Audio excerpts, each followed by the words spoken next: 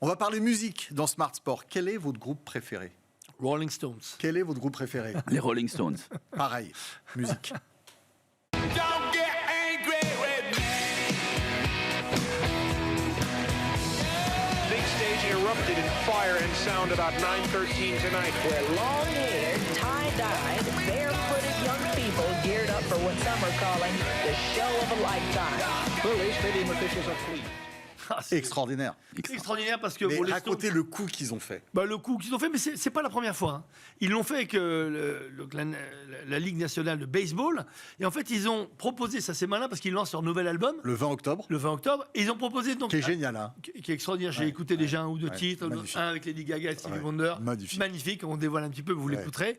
Mais en fait, ils ont proposé finalement de faire un album vinyle aux couleurs de toutes les franchises de la National League. C'est extraordinaire On les parce voit, que on les voit. on vient de le voir avec la langue, avec les langue. coutures d'une balle de baseball, toutes les couleurs. Et ça, c'est fabuleux. Mais c'est pas la première fois. Ils l'ont fait avec le foot, ils l'ont fait avec le PSG, ils l'ont fait avec l'OM. Et là, ils préparent de le faire avec Barcelone, juste avant le match contre Real Madrid. Ça veut dire quoi?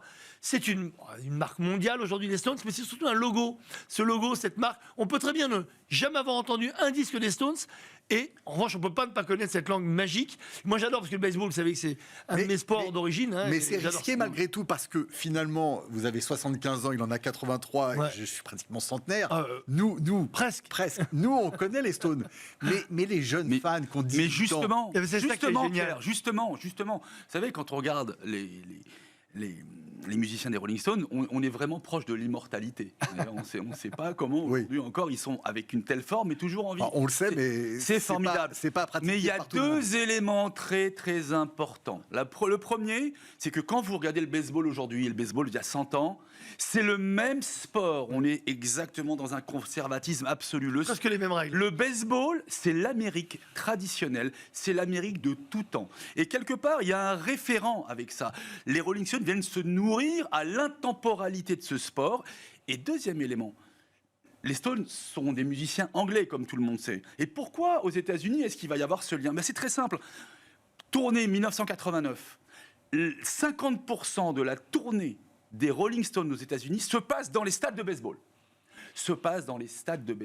Ok. Ensuite, en 1997, le plus grand concert se fait au Dodger Stadium à Los Angeles. Et en 2005, ça se passe à Fenway Park à Boston. Donc il y a un lien très fort entre l'ADN du baseball, qui est intemporalité et immortalité, et les Rolling Stones, qui est intemporalité et immortalité. Comme s'ils viennent en France, malheureusement, ils ne vont pas aller dans des stades de basket ou des stades de rugby, ils vont aller dans les stades de foot. Ils ont tout compris aux États-Unis. Si vous n'êtes pas dans le baseball, l'Américain moyen ne vous connaît pas.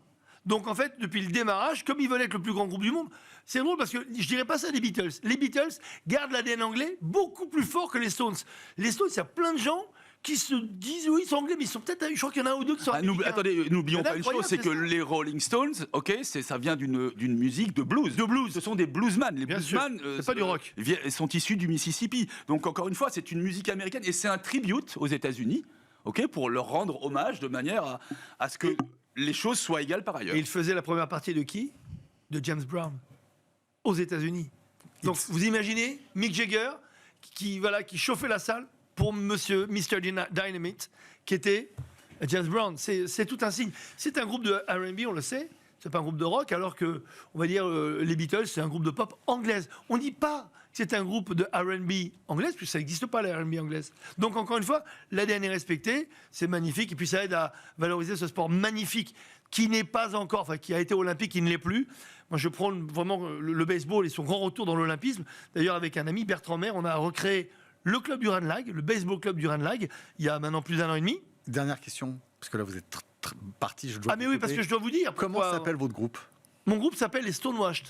En fait, sur Le groupe, pas son groupe de baseball, Ouais. son groupe de musique. Alors, mon club de baseball s'appelle le Ranelagh. Mon groupe de musique depuis 15 ans s'appelle les Stonewashed. Sur 20 titres, il y en a à peu près 12 des Stones. C'est Stevie Wonder, c'est James Brown. C'est justement Bon, vous cet l'avez univers compris. de R&B. Vous l'avez Je suis compris. passionné un peu, Voilà, oui. passionné et encyclopédique. C'est la fin de cette édition, cette semaine de Smart Sport. Messieurs Tapiro, à la semaine prochaine. À la semaine prochaine. À la semaine prochaine.